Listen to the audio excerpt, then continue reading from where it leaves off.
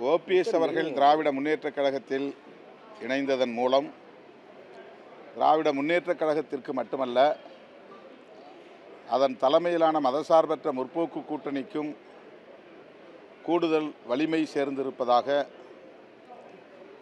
வரவேற்று மகிழ்கிறோம். அவருக்கு எங்கள் வாழ்த்துக்களையும் தெரிவித்துக் கொள்கிறோம். அதிமுகவை ஒருங்கிணைக்க வேண்டும் என்கிற முயற்சியை அவர் மேற்கொண்டார் என்பதை நாம் அறிவோம். குறிப்பாக எடப்பாடி அவர்களோடு இணைந்து பணியாற்ற வேண்டும் என்ற முயற்சியையும் அவர் மேற்கொண்டார்.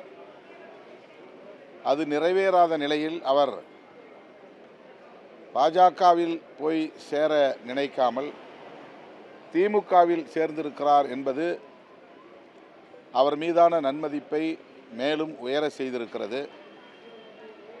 அவர் திராவிட பாரம்பரியத்தில் எம்ஜிஆர், ஜெயலலிதா ஆகிய தலைவர்களோடு பணியாற்றி வளர்ந்தவர். அத்தகைய